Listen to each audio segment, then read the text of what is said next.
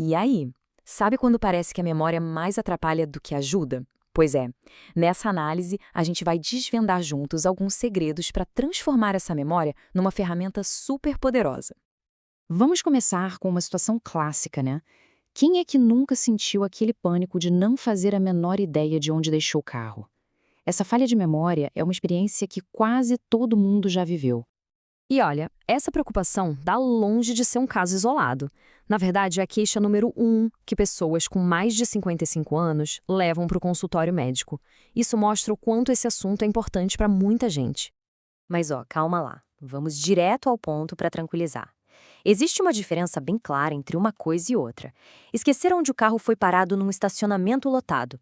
Totalmente normal. Agora, esquecer se a pessoa foi de carro até o shopping, aí a conversa é outra. A grande chave aqui, no fundo, é a atenção. Todo mundo conhece essa sensação, né? Aquele botão de pânico que a gente aperta na mente quando a memória parece que nos abandonou. Mas a notícia boa é que tem um jeito de desarmar esse botão. E a solução, pode acreditar, não está em nenhum aplicativo novo, mas em segredos bem antigos.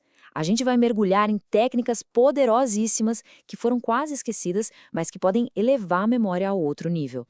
Essa ideia de treinar a memória não é nada nova. A humanidade tenta dominar essa habilidade há séculos. Desde a Grécia Antiga, com o poeta Simônides, passando pela filosofia de Aristóteles e chegando até no incrível teatro da memória, lá no Renascimento. E aqui está a sacada genial do Simônides, que foi registrada por Cícero e que é a base de tudo. Para se lembrar de alguma coisa, é preciso associar essa coisa a lugares e a imagens dentro da nossa própria cabeça. Essa ideia acabou evoluindo para o que a gente conhece hoje como o Palácio da Memória ou o Método de Losse. O nome parece chique, mas o princípio por trás é surpreendentemente simples e muito, muito eficaz. Funciona mais ou menos assim. Primeiro, escolha um lugar que se conhece como a palma da mão. Depois, trace uma rota mental com vários pontos de parada. E aí vem o segredo.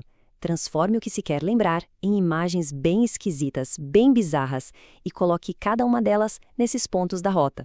Que tal um teste rápido? Uma lista de compras, uma coisa do dia a dia, pode se tornar impossível de esquecer se a gente usar a técnica certa. Ok, vamos mergulhar nisso. Imagina só, sua casa inteira é uma caixa de leite vazando. As prateleiras da biblioteca estão cheias de pães, uma melancia gigante dentro da xícara de café. Percebe o padrão? Quanto mais estranha, quanto mais vívida for a imagem, mais forte ela gruda na memória. Então a lógica é essa. Nosso cérebro não foi feito para lembrar de coisa chata. Emoção, exagero, drama, esses são os ganchos que fazem as informações ficarem presas na nossa mente. Beleza, agora vamos dar um salto da sabedoria antiga direto para a ciência moderna.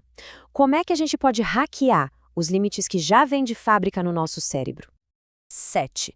Esse número, ele é a chave para entender uma das nossas maiores limitações cognitivas.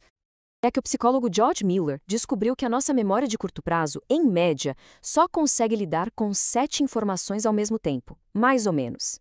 Podem ser números, palavras, ideias. O limite é por aí.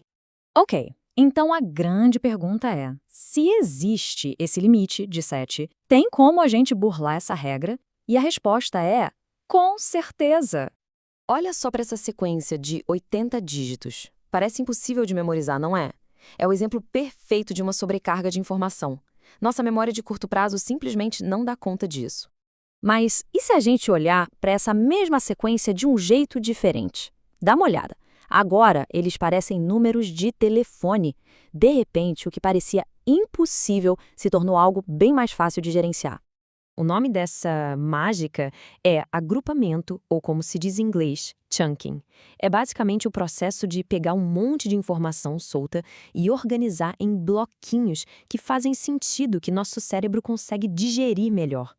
Quando a gente cria um significado, seja usando padrões que já conhecemos, como número de telefone, ou associações pessoais, como tempos de corrida, a gente dá ao cérebro as âncoras de que ele precisa para conseguir lembrar. E com isso, a gente chega na parte mais importante.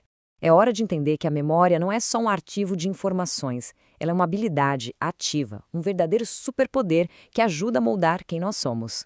Stephen King resumiu isso de um jeito perfeito. A memória de uma pessoa é tudo. Memória é identidade, é você. Ou seja, a gente é feito das nossas lembranças. E isso mostra de forma brilhante que treinar a memória vai muito além de decorar listas. É um exercício que fortalece a atenção, o foco e até a criatividade. É um treino completo para a mente. Portanto, a grande lição é esta: a memória não é algo fixo, parado. É uma habilidade, algo que se cultiva. A questão que fica no final não é se é possível ter uma memória melhor, mas sim como a gente vai escolher treiná-la.